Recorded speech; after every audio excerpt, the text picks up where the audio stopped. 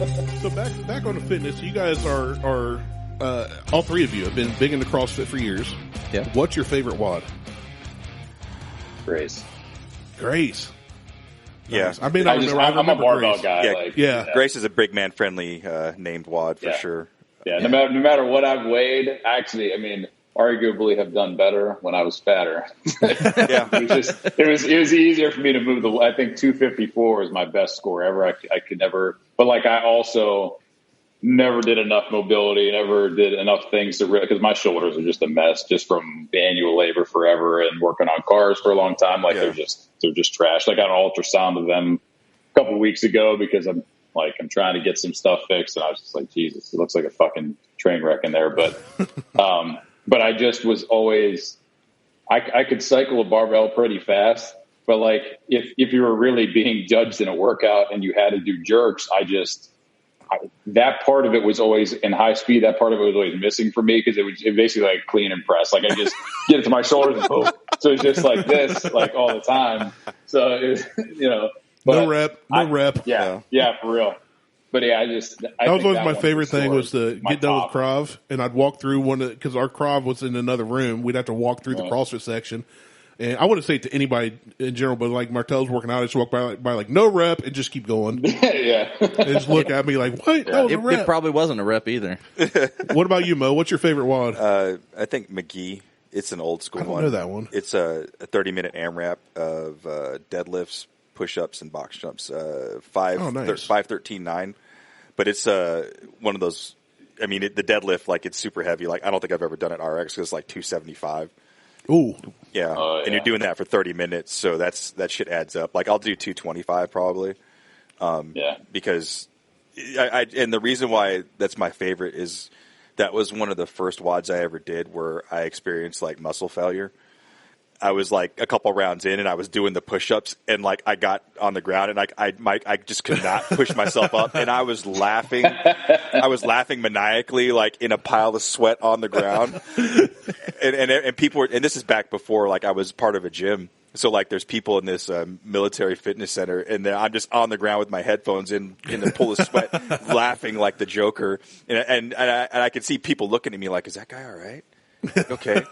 Do we call somebody? Yeah. And then after a while, like my arms came back and I just remember finishing it off and I was like, man, this is absolutely ridiculous. I was like, I have that same thing happen when I get down on the floor to play with Huck and Judd. If I'm down on the floor for 5 minutes, I'm like, I can't get up. Help.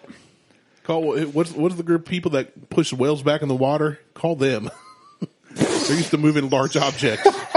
We got a new mattress though, so my back has not been hurting. Hey, that's 3 good. nights in, my back is phenomenal. Martelle, what is your favorite WOD? So I like Grace, but I liked Isabel better. I like doing those 30 snatches for time. Hey, if I was better at snatches, it would be a close one for me. But yeah, it is good though. But I think clean and jerk is a good. That's a good cop out movement for me to just it's just like sure, no big deal. That's like, big cool, man certified. Yeah. So I think what's Annie? that's sit-ups and double unders. Fuck that Okay, one. that's the one. Dude, I love. Well, here's the what? thing. I loved Annie, but even at my fittest, I cannot do a double under to save my life. When I was fit, my PR is 47 minutes. I swear to God, doing it RX 47 minutes. I've never done an RX, so I can't. Like I'm laughing at you, but taught is like 6 minutes. But if people think I'm joking, I'm like, no, I'm dead serious. Like I can't do double unders well. I can't. Yeah, 4 is But like I love doing Annie with just jump rope. But my favorite workout to do, and it's all mine are modified. At my fittest, I was doing ring rows and just regular jump rope, and But my favorite was Fran.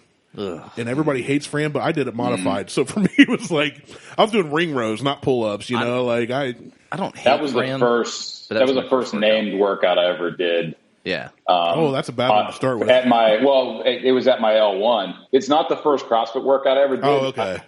Funny enough and I always tell people this, like when I was really starting to make a ton of trips down to Columbus when I first got into Krav, I remember Sue Burton was teaching a CrossFit class in that back section of Gahanna. Mm-hmm. And we were there and somebody was like, oh, hey, it was like right after training one day. I was like, oh, come on, come and jump in on this workout or whatever. And I had never done it before, nothing. It was like It was something, I think it was box jumps, wall balls, and maybe burpees or sit-ups or something. I can't remember exactly what it was, but I just remember that I was like, yeah, sure, whatever. I'll try it. And there was a girl who was a collegiate rower from like West Virginia or something like that. She was in town and she fucking destroyed all of us. Like, I mean, I already was going to get my ass handed to me, period. But like, she annihilated us in this workout. It was great. Fran was the first one. I was going to say Fran was the first workout I ever did. And I did it when I was working in Nationwide, and it took me 27 minutes. Because I had to go from one side to the other. That is a long Fran. No, so the first time I ever did Fran, I didn't understand the concept. So I do a couple thrusters, get some water, check my email, do a couple more pull-ups. Yeah. 4 hours later, he finished Fran. And I remember telling my wife, I was like, I did Fran today. She's like, oh, how long did it take? I was like, about 22 minutes. And she was just like silent. She was like, that's not how you're supposed to do that. Like, what do you mean? And she explained it to me. I was like, oh, the supersets. Yeah. But he said I watched like an episode of MASH in between. No joke. Yeah, no big deal. But my first keto burrito. There you go. My first actual CrossFit introduction to CrossFit was the Filthy 50, which God. And I remember the guy talking about it, and it was on the board, and I was like, so I just pick one of those and I do 50 of them. The guy was like, no, you do. Yeah, and then do the next one. He's like, no, you do the next one. Yeah. And I was like, and I don't remember what it was, but like, I was like, and I remember asking him something. I was like, what the hell is a wall ball? You're like, I didn't know any of these things. Yeah. Like, I think I knew what a pull up was. I'd never seen a kettlebell before. And just like all this other stuff, and it was just like I got broke the fuck off that very first day. Like first off, the warm up was 3 rounds of what's the 5, 10, 15 the pull ups, push ups, squats. Cindy. So yeah, warm up was 3 rounds of Cindy. I almost walked out after the warm up. I was like, "This is we had bullshit." that happen at Krav. We had someone go through a Krav warm up and we'll walk out. Yeah, a 5-minute Krav workout warm up, and they were like, "Nope, I'm done." Like I think I actually like took a couple steps towards the door, and I was like, "No, you asshole, get back in there. There's girls half your size in there doing this shit. Get in there and figure it out." And all I did was jumping pull-ups and 65 pounds, I think, for Fran. I did it at my L1. Matt Chan was one of the red shirts there. And so like, I remember him helping me like do jumping pull-ups on a box. And when I was done, I walked outside. I thought I was going to literally like lose everything. I was like, oh my God. And then you get the Fran cough and all that shit. Yeah. I was just like, oh my, that was like day one. It was like, all right, cool. Well, everybody, this is your L1, blah, blah, blah. Yeah. And then, all right, so we're going to go pack up and do Fran now. Yeah. And that's back when the L1 was designed to break you off.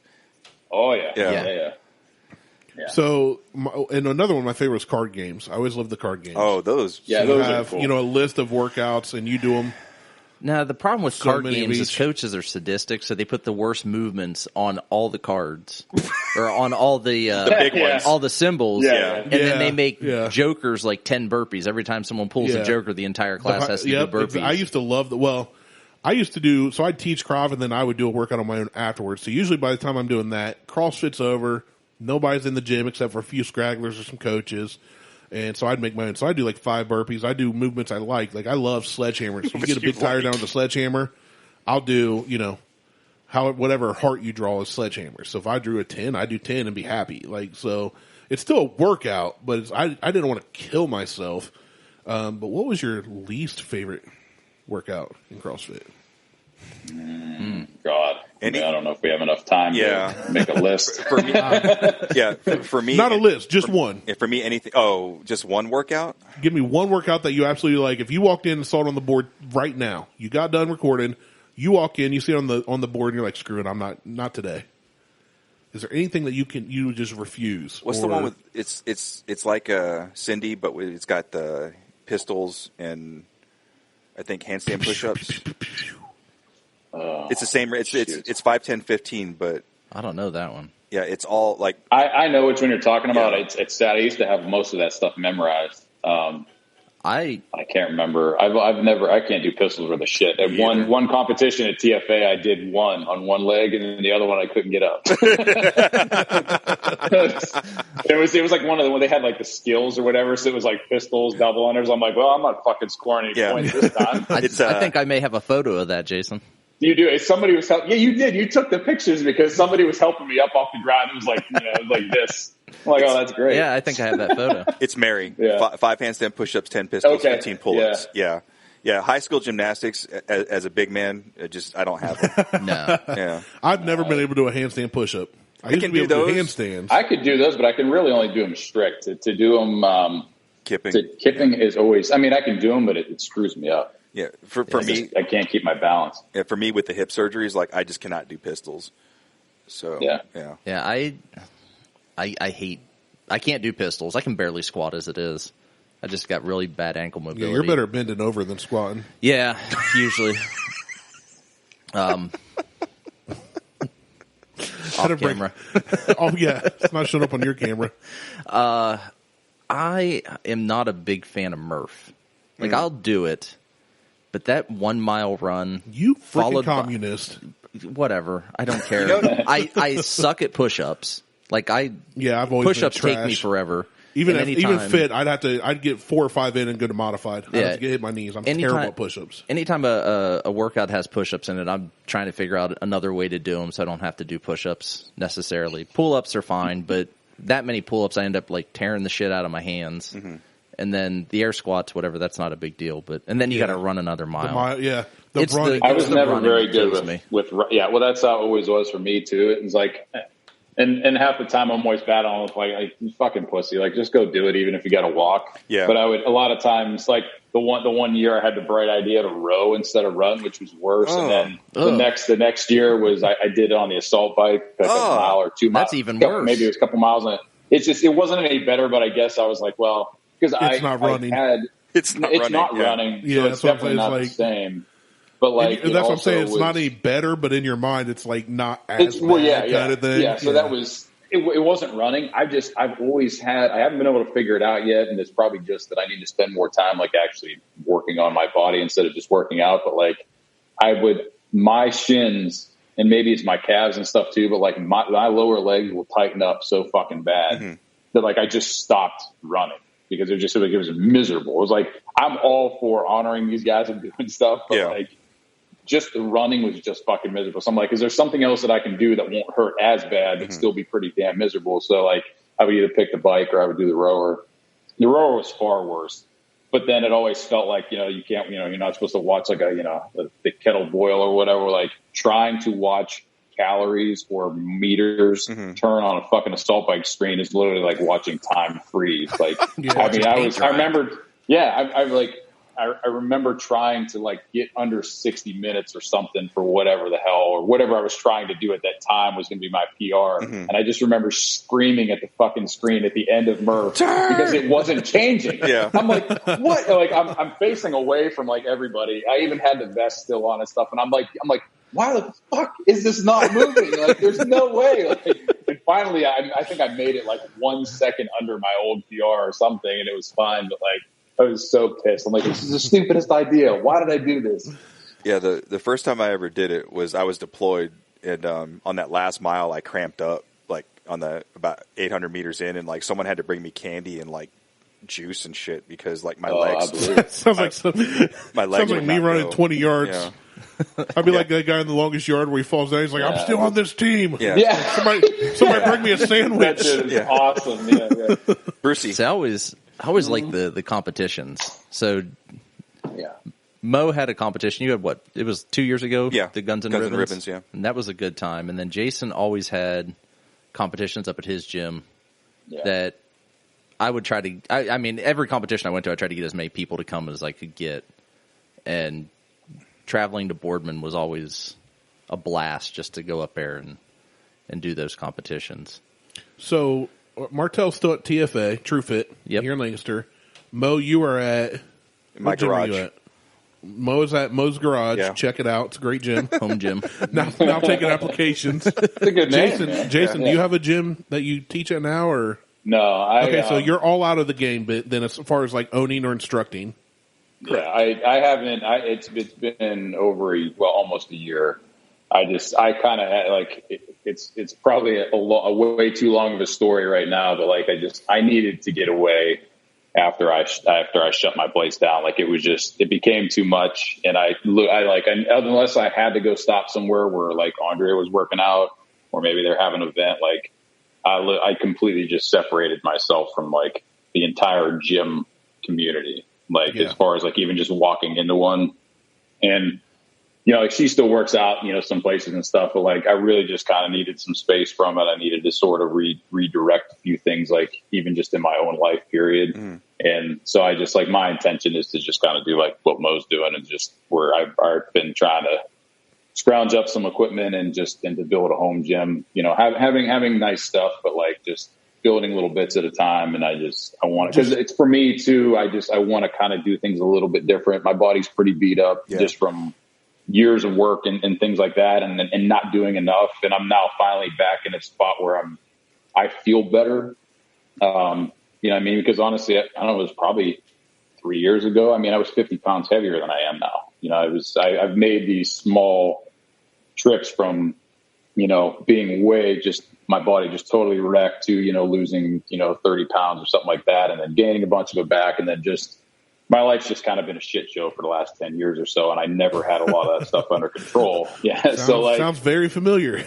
Yeah. So like, I'm just, so now it's, I still, love being part of the CrossFit community and all these things, but like, I've just kind of dialed things back in different ways. Yeah. I've stayed more true to the sport and helping the behind the scenes things and, and stuff like that. I mean, obviously stuff is a fucking dumpster fire right now, but like, right. Well, I was always involved in that, but not so much going in the gym anymore. I just wanted to dial things back and go more with a functional bodybuilding type of thing, and just kind of trying to just get my body where I want it instead of worrying so much about, am I doing all these WODs or someone else's programming, pure CrossFit or other. I just wanted to get better. Like I don't feel good for being 39. I feel like I'm fucking 75 like half the time. It's just, that became a problem and I needed to fix it, so I'm just kind of in a different course now, but So that segues perfectly into my next question. So since none of you are affiliate owners now,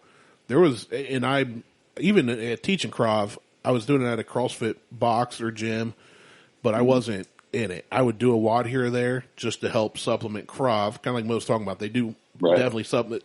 For me, it was helping my cardio more than anything because my cardio was trash. Mm-hmm. So for me to be able to fight for 5 minutes, which is ludicrous, I used CrossFit to help get in that kind of shape. They're a perfect compliment. Yeah, sure. Absolutely. But I've got no dog in the fight. But recently, the CrossFit community has been shaken, like literally at its core, right? So now you guys can kind of speak. You don't have an affiliation with them. You don't have a gym. What are your takes on everything that went down with this? And for those that don't know, and you guys can correct me because I've read the article and then forgot about it, but the president basically, the owner, basically had some comments made publicly. He tweeted, and it basically, he lost gym affiliations. He's lost support. He stepped down, but he's still owner. He's just not CEO. 100% owner. Yeah, 100% owner. So he still owns it, but he's just not going to do anything. So to me, that's really doesn't change anything, right? I mean, he's still it's a very and Mo's going to have a way better, probably more calculated thing than I am. Like I know what I know, and a lot of my stance has not been so much that. I mean, Greg is definitely not blameless in things that he does, but the reason why a lot of this is because honestly, when this first started, like on top of me trying to get things that, Andre wanted done in the backyard and then managing what I'm doing at work and then listening to and absorbing and also being very protective of the people that I do know at HQ. Right. We have friends there and the people, and then on top of the fact that like I had just started climbing the ladder in the games world as far as finally being, able to be leadership versus just coming in as just a regular volunteer. And I'm going to be director of competition this year for the Iron Games, which is kind of an upstart event by some phenomenal people in Cedar City, Utah. Like, we're trying to build that thing up. So like, I was finally getting into positions where I was going to have the opportunity to help new people coming in and just be what I felt to be a good leader in things like that, because I've been on teams. It wasn't the end of the world, but I've been on teams in the CrossFit space during games and regionals and stuff where I've had some team leads that where I've witnessed other team leads that I just felt weren't doing what I thought that they should be doing or being a good leader. Like it was just sort of just something I think to just kind of stroke their ego a little bit. So, and I'm not to say that like I'm some like phenomenal person outside of them. I felt like there was things that should just be done differently. I really like the way that the rest of the team and the way that those events were run. And I'd always still get serious. Like I cared about everybody, and I wanted people to have a good, safe space to work out in, or not work out in, but like to work in and help this, the community and the sport kind of grow. So it's been tough to know that kind of shit has a possibility now of coming to an end, maybe because it's such a mess. I have some thoughts on some of these other bigger companies that are running these other, sanctionals, and well, maybe they're probably not sanctionals anymore, but like, there's some things that I just don't approve of. So like, I'm not going to branch out and go, like, I stayed very loyal to HQ events. I didn't run around and do all these different things. I didn't go do Granite Games, and nothing against them or anything like that. Like I stayed true to our friends and things like that to help them. And, so it's been tough and incredibly stressful for Andre. Andre has been doing this longer than I have, and things like that. It's been tough to navigate all this stuff and not get stressed out or get pissed or get defensive at certain things, because I know that I have friends inside that organization that are either handcuffed into not being able to say things. They're hurting, just period, because they can't say certain things. So it's all you can really do is just try to be supportive. The things that I don't like about a lot of stuff that's going on is I know that there needs to be change. It's hard to say that you should take something completely away from somebody who's built something. I know it was super bitter. For my gym, like I said, it's a very long story, but like debt and all, I walked away. I fell on the sword. I said, fuck it. And I just was done with it. But it was hard because I spent 10 years building that thing from a Krav gym into what it was. At one time I was the biggest gym in the area, and I just put everything I had into it. So I don't believe, just kind of like that. I don't know if you guys listen to Andy Stump podcast or whatever, like even that guy's first passion he is right now. And even at the thought of maybe them coming after him for some of the things he said, which I don't feel like they should, but like, even he's like, I don't believe you should take everything away from this man because he built this, but things do need to change, things like that. But my problem is with the way that people are acting about some of this. I understand like the Greg made stupid comments, and he did, but he wasn't being outright racist. Like he made, like Greg always makes jackass comments. It's just kind of like if you look at some of these things, but it's just like, even think about how you parent a kid and stuff. It's like if your kid is used to being spoiled and having everything the way that they want it all the time, and he just makes another stupid ass comment, everybody's expecting something else for some reason, or expecting him to change overnight. Like this guy has always had 100% control. Everything's always gone through him. He's always gotten his way. He's never had any kind of, to my knowledge, any kind of karma come back and bite him in the ass. He's never had to answer to anybody. Yeah. Nothing. Yeah. So it's like, why are you expecting it to be different right now? So, there's ways that I just have always, I think a lot of this too, why it maybe hit me really super hard, was that there's a lot of shit that's going on with this right now, and the way that people are acting online and some of these things that parallels to a lot of shit that I've dealt with personally in my life, whether it's with family or the business or stuff like that, where nobody wants to fucking talk. They just want to attack. They want, like, it's just like their go-to thing is you're racist. Well, I'm not racist. Well, you're not anti-racist. Yes, I fucking am. Like, I would never, I don't know that George Floyd guy. I know that if you really do boil it down, the dude was not a good person. He fucking absolutely doesn't deserve what happened to him.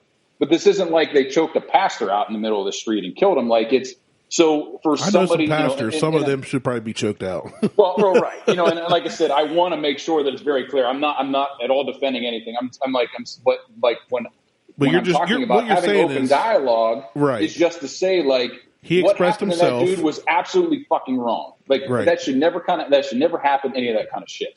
But for Greg was just saying, in my opinion, in other people's opinion that I've read, he's just saying like, I didn't personally mourn this guy, but that was absolutely wrong. You know what I mean? Yeah. So I don't, and then he's trying to take shots. Everybody knows that he's taking shots at Big Soda and all these other companies and things and stuff that's far out of what I understand. But that's also, Jason, that's also taking into consideration people understand what it is that's going on. And I think that's where some of this is getting lost, is that people don't understand the entire history. So it's like, So exactly. So it's like, why I'm not defending him. I've said this a million times, and like I'm in these affiliate owner groups and things, and it's like, listen, you're just saying you're not. I'm surprised. Just trying to talk. Yeah, I'm not surprised at what he says. Like he is a That's dick. Who he is. He's fucking smart as shit, but he's also done so much good for everybody. Like you have to also kind of expect behavior like this from somebody who is that, I feel, intelligent. It's you look at some of the people that have it's like. Whatever it is about those guys are always kind of weird, you know what I mean? But there's also a lot of things that have been coming out now that if they're true, like that's super fucked up. Part of me is not totally surprised, but like if some of these things that have been coming out or are supposedly going to come out or whatever the hell that everybody's like all this vague stuff that's happening, like I definitely don't support that either, But I guess the thing that has bugged me the most about the forums and things that I have read on, which I've kind of stopped doing that because it's just driving me nuts, but like it's just why can't we talk about it? If at the end of the conversation I'm wrong, that's fine. But let's just say, okay, listen, Greg is just saying that he doesn't personally mourn the guy. But what happened to him is absolutely fucking uncalled for. Yeah. And all I was doing was taking a shot at this company by saying it's Floyd 19. Yes, it was a very piss poor choice of words at the time, but he could have also elaborated and it would have been fine. You guys created COVID-19. It failed. We ended up in quarantine, all this other bullshit. People have lost their businesses, their jobs, etc. Now you're trying to hop on board and make, Floyd 19 now, and you think you're going to fix this and that. Like, elaborate, dude. Like, say something. But even without that, I just feel like the cancel culture stuff that's going on and the way people are online, because they don't kind of have to face any of the music of the shit that they're sitting there and typing. Everybody can just hear and anything they want, and it's just like, well, if you don't agree with what I think, you're just a fucking racist and you're a piece of shit and all this other kind of stuff. And they just want somebody to burn. Yeah. And I agree with you 100% with that. This past week, now you're not on my Facebook. You and I don't think really know each other. I know Aaron pretty well. Mo, I met through Martelle in this show in communication. Martelle and I have known each other since 20 years ago from car stuff. And he unfollowed me on Facebook, so he don't see my stuff. But my Facebook has been reserved for a couple years now to nothing but stupid memes. Yeah. Like I want to share, I want to make people laugh. I want to make people, like I might share something that's informative or, hey, on this day this happened. It's not just stupid memes. I went through the timeline, and from 12 to 12:26, you posted 30 different memes.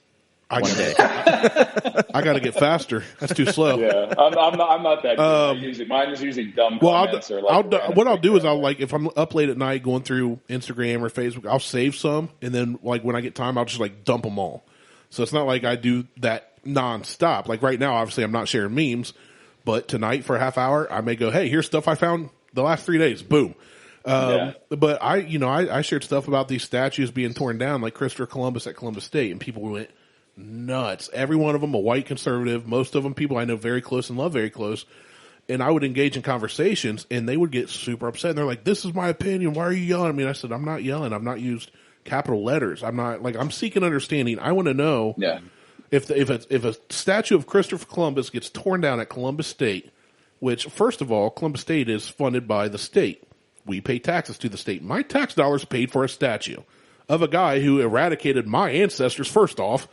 And which is funny because a lot of people arguing are my family members who have a lot of Native American blood in us, and I'm going like why do you want a statue of this guy? But anyway, that's another podcast. Yeah. But I'm sitting here going, as a taxpayer, I would rather see better roads, better hospitals, better education. I don't care about statues. And the comments about people are getting so upset and saying, well, they're trying to erase history and it's cancel culture and they're forgetting the past. And I sat there, my number one go-to was I learned a crap ton about Hitler in school, and I still learn about him today on my own. I have yet to see a statue of him in America. Like, you don't need this, so like people, and I'm like you, I'm just trying to have conversation. I had people block me. I shared a thing about Trump where he gassed protesters to go stand in front of a church to hold a Bible upside down. Now, I'm a believer. Martel's not. We've talked about it on the show, and I don't care if you are or not. It's not my business. What you do on your own and what you believe, as long as you ain't hurting anybody else, I don't care. But I'm sitting here going, this idiot doesn't go to that church. He's holding the Bible upside down, and he gassed American citizens to get there. He used the Secret Service to plow away through a crowd. So you could have held a Bible upside down in the Oval Office and had the same effect. You didn't have to, this taxpayer dollar, I have all these issues, and all I'll do is share a link, and the amount of people that go nuts over it. My brother-in-law was a Marine for 10 years. My other brother-in-law was a Marine for 4. My friend was an Army MP that has 2 Purple Hearts from serving overseas where she got hit. My granddad, 21 years EOD. I've got military all through my friends and family. I'm not anti-America. But what I am, and what you said, makes so much sense to me in that you're talking about this guy built this up, and he said dumb things, but what should we expect? He's always said dumb things. It immediately made me think of, and we don't get political, but I'm going to make it brief, people get so upset or so defensive over what Trump tweets. And I'm sitting here going, this guy has always been an idiot. Why are we surprised now just because he's in a different position? But I'm with you. I think it's ridiculous. The guy built it up. He said what he said, and then I think people have a choice, right? It's just like, should a bakery be forced to make a cake for a gay couple? I believe no. If they choose not to, no. But they've got to realize they may lose business. Just like with CrossFit, the guy can say what he says. He may lose business. But you should have that right. And I think the biggest thing that Americans right now are dealing with is being so uncomfortable with, you don't agree with me.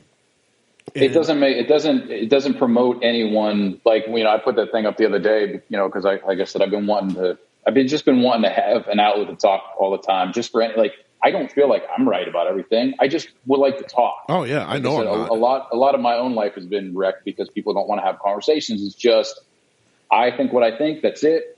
Fuck you. It doesn't matter. So there's even if in the end I'm wrong, it's fine. But it's just nobody wants to talk. But we all know a lot of people aren't willing to learn or be coachable / teachable. Dingo. And I think that's the challenge, is that you have to be open and accept the fact that you could possibly be wrong, but also with that be willing to listen to someone else's opinion that is not yours.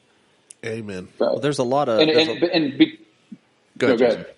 It's just somebody asked me when I put that question up the other day. I was just like, hey, would you be interested on coming on? Because I don't want the podcast to be about me. I want to be able to talk to people regularly. I also would like to learn. I mean, I really, I have a stack of books that I bought. I haven't made the time to read all of them yet. But over the years, even through business and stuff, I was just I spent all this time just kind of head down and doing jobs and things like that. And I've never really took the time to sit back and learn enough stuff, and just be a little bit more educated on certain things and understand certain stuff. There's parts of my life that I feel like I've kind of wasted and have lacked different, knowledge and things like that. And I guess for me, I want to always be better. And I feel like the way that people are now with all this crazy shit and all these weird movements and stuff, whether they're valid or not, it scares normal people into never wanting to talk about anything. So then the only people's voices you hear are all these assholes that they're just looking for the next person to put up on the stake and burn them alive. They just don't. It's not well, all right, cool. If you have a different opinion on this, let's talk about it and see, because, well, shit, I never thought about that way. Mm-hmm. So, maybe we still kind of agree to disagree, but I see where you're coming from. Maybe we still disagree, but I see where you're coming from. But now you've learned something. To do that. You've learned something from that interaction, and that's where the value is. Yeah. And it's just, nobody wants to do any of that stuff. And for a long time in my early years in business and stuff, I just, my family life has not been great. It's shit like that. So I kind of came up a certain way, and over time, as I was in business and now I'm responsible for a lot of people and doing certain things, I didn't realize how I kind of was personally sometimes about stuff. I'd get super into things, and maybe, there might've been times where maybe I was kind of cold or standoffish with some of my staff, or just because I was dealing with maybe a lot of stuff internally and didn't realize how I was affecting other people. And, there was a point in time where literally the girl that was with us the longest and was one of my super close friends, one day, like, she was at the point where, which I thought was unheard of, she was going to leave, like, not coaching anymore, not part of the gym, nothing. But she came to me and she talked to me about it.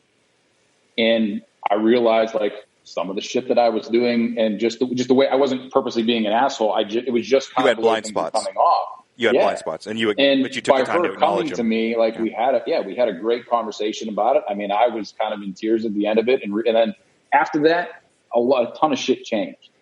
But it was just because she actually came and talked to me. We figured all of it out, and I always just made it a point that, like, it doesn't matter how maybe I seem, just come and talk to me, And nobody wants to do things like that. Nobody wants to get better.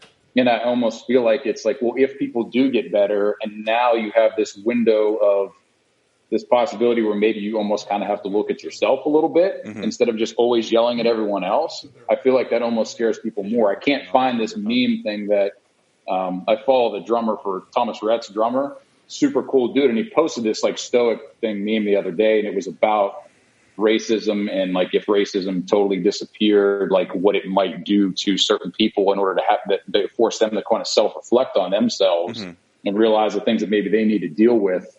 I'm giving a really piss poor version of this, but, like, I read it and I was like, holy shit, like, if you weren't running around casting so many stones at everybody else and actually fixing things, it's just weird that just people they don't want to talk.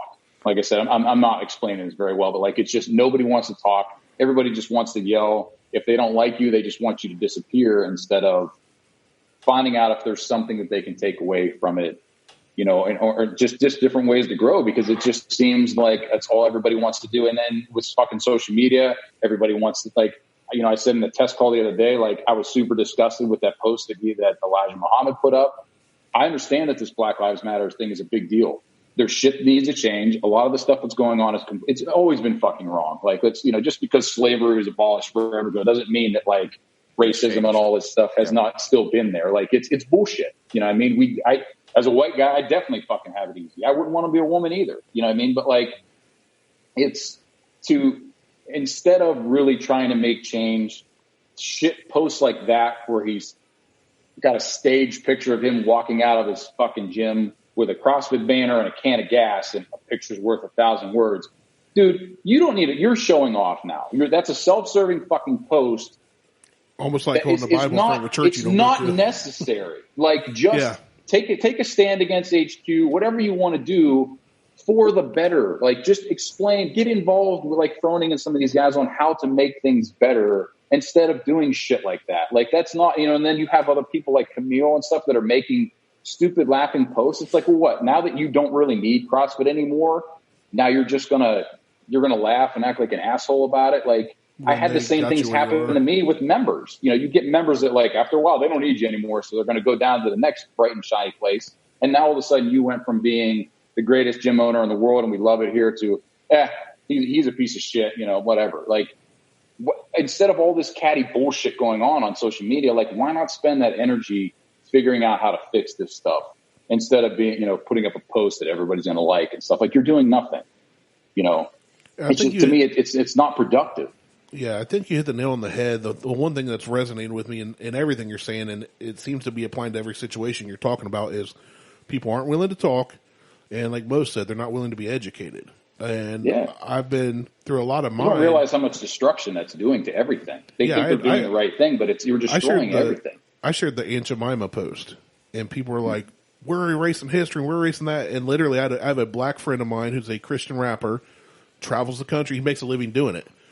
And he's like, yo, like, when me and my brother and my mom and stuff, like, when we go down the aisle of the store, we do see that, and it does affect us. Like, so I have people on one hand say, well, it doesn't matter, white people, it doesn't matter what the name is or what this is. I never think about that when I buy it. And I have black people that say, yeah, I do think about that in the history behind this. So the white people say, well, just leave it alone. Just let it roll off your back, have thick skin. But it doesn't bother me. And I'm going, if it doesn't bother you, then who cares if they change it? And people aren't willing to have those conversations. So I started on my Facebook, and I have been unfriended, unfollowed, blocked, for negative. Like Martelle's like, yeah, you just post too much crap. Yeah. Fair enough. Like, I get that. I'll take that every day. But if I'm sitting here and I just share a link and then I engage in conversation and I say, hey, can you explain yourself? I'd like to understand your thoughts on it. And then people start cussing me out or yelling at me or blocking me.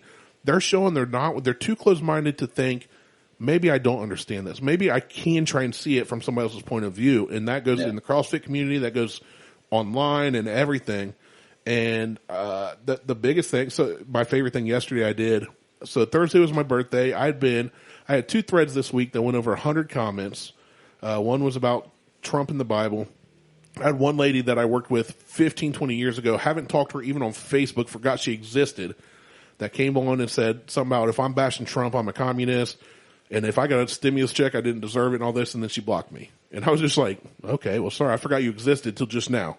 But and the other one was with the whole tearing down statues and then the Aunt Jemima thing. So I guess I had 3 posts in the last 2 weeks that went 100+ comments, and people were getting so upset. And I'm sitting there going, okay, I'm trying to gain understanding. If you're offended by this or not offended, I'm just trying to learn and find middle ground and open those lines of communication. So yesterday, my only post, I posted nothing controversial, a few stupid memes, but I made this picture with the flying bear laser eyes, and all it said was, good morning to all my friends and family who haven't blocked, unfollowed, or unfriended me. What are we angry about today? Let's fight. And I had people like post stupid stuff like the first comment 2 minutes later was, I can't see my forehead. I was like, use a mirror. I said, use a mirror, you idiot. Next. And like, so people are just like posting dumb stuff, and it just like lightened the mood. But I'm like, guys, I'm okay with you disagreeing with me. I'm okay with you saying I'm wrong. I'm an idiot. I don't care what you call me. And if you're mad about statues coming down and I think they should come down, or vice versa, if you're mad about pancake mix and that's causing you to sever ties with people, like, let's open it up. And then Friday I was like, okay, let's bring it back. Let's fight over dumb stuff. Let's be fun again. But let's keep these lines of communication open. And this morning as I was getting ready, my boss actually posted exactly what you said. He's like, hey, why am I just now learning this stuff? I've been on this planet 50 years and I'm learning so much stuff about black culture and racism I never knew until now. And my reply was, there's a serious breakdown in the American education system. There's a serious problem with victors writing history, right? I mean, the victors of any battle is always written by the winners, Absolutely. Oh, yeah. And then I said the other one is, we're not willing to learn. People are unteachable. We know what we've been taught. And I was taught early on that George Washington was a great guy, and I was taught that Abe Lincoln was a great guy. I didn't know they came from slave owners until I was way out of college. Now, did they change things and do things for the better? Absolutely. But I had to learn that myself. So people get to a certain point where, I was raised that, we believe that it's heritage, not hate, or we believe that whatever. They get stuck in that, and it's ingrained. It's all taught. Nobody's born racist. Nobody's born ignorant. You are willingly racist or willingly ignorant. And when I say ignorant, I don't mean you have a low IQ. I mean you're unwilling to learn. The definition of ignorance is just being uninformed on a topic. I'm ignorant when it comes to how airplanes work. I know how they work in aerodynamics, but I couldn't build a plane. I'm ignorant, right? I don't know the inner working. So it's like people are so afraid of being called something like ignorant on a topic that they'll just lash out and they'd rather fight you in their stupidity. Well, to some people that's hurtful because they assume you're insulting their intelligence. Exactly. And some people get really upset, and some people get really upset by that. And that's why I try to explain people when I had 6 people when I posted about the Aunt Jemima thing, 6 of them either on my wall on Facebook or private message sent me a link about Nancy Green, who was the face of Aunt Jemima, the Wikipedia page.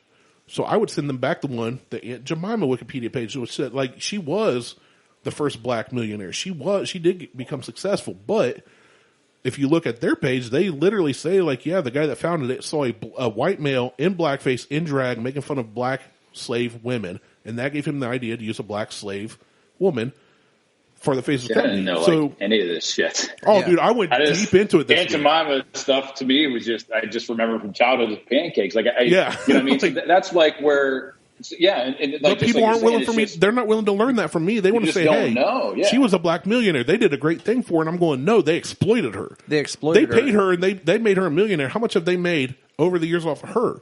And how did they treat her? And why did they choose her? And that they literally, like the Quaker Oats, literally, well, Pepsi owns them now. Literally admits, like, yeah, they pretty much said, "Good Southern cooking. Look at our old ads."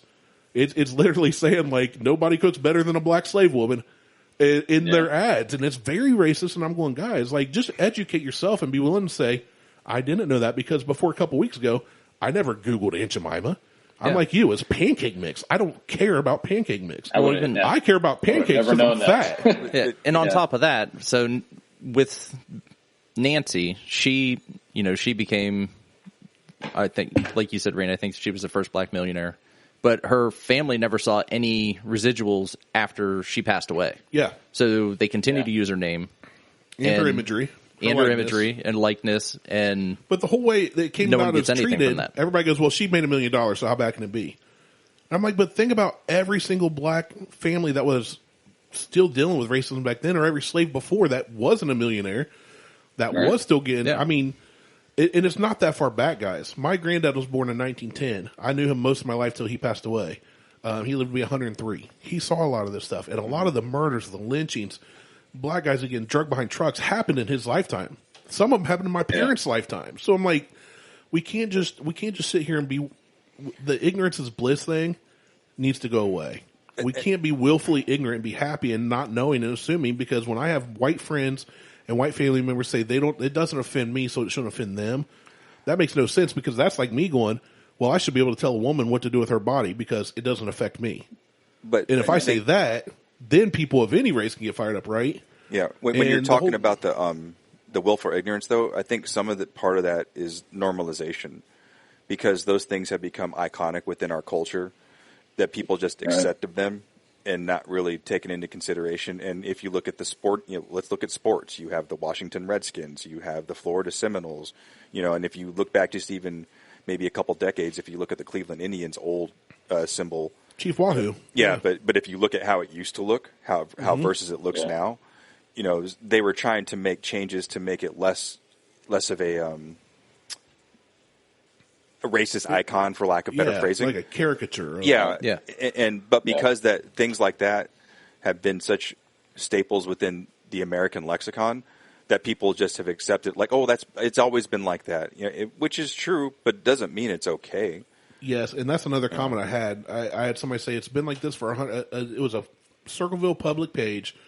Cited a post shared about the Aunt Jemima thing, and people were just commenting. And one lady, white lady, said, it's been that way for 130 years, and no matter what they change it to, it'll be Aunt Jemima to me. And I said, 130 years ago, you wouldn't have been allowed to vote. Should we still go back to that? And she's like, well, that's different. Your apples and oranges. I said, no, if you're saying it's been okay for 130 years, women shouldn't have the right to vote because they didn't 130 years ago. And she didn't like that too much. But I'm sitting there going, that's my point. We've made progress in areas. Why are we drawing the line at pancake mix? Like, this is still an issue here in this country. We should strive to correct it. In another one of my posts, another person said it's been that way for years. Think back in the 60s or 70s when this should have happened then, when all this other stuff happened. I said, yeah, you're right, it should have. It should have happened long before that. But why do we have an issue with it happening during our lifetime? Mm-hmm. Why do we have an issue with change happening in 2020? Yeah, if it took place, I don't get why people are so against it. If it was taken care of in the 60s, then why are we still having these challenges? Yeah. And what I do, that he says, they call it cancel culture and everything's changing and something, we're going to forget who we were. And I'm going, part of me goes, that's probably not a bad thing, because let's be honest. American history, especially white American history, is shady from the get-go, from the first time white folks landed on this land. But that's another topic. But I'm sitting here going, why would we want to halt progress, period? This is so much farther from me than beyond going, forgetting who we are. This is literally still trying to demonize or demoralize an entire culture. And people want to throw up, well, this, that's that, this, and the other. I'm going, guys, like I don't care. I still think it's wrong that women, it's proven, get paid less than men for the same job. Are there jobs that men can do that women can't? Absolutely. Are there jobs women can do that men can't? Absolutely.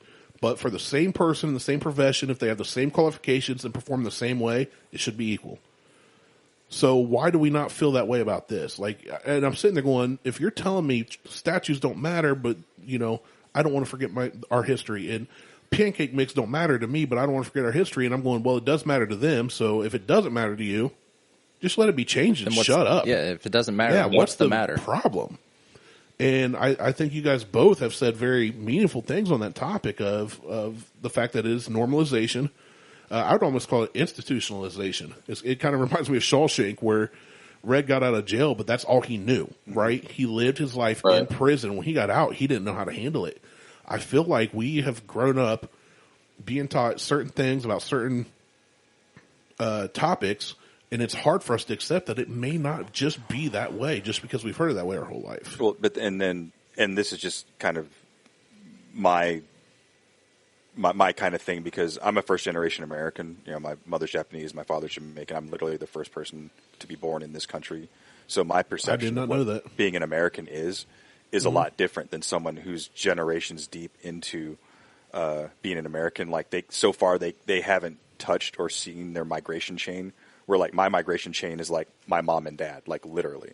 Yeah. So I'm so much closer to the dock, as I like to say, that I have a different perspective on things that are American. And like, see, you can say that. That's racist if I say that.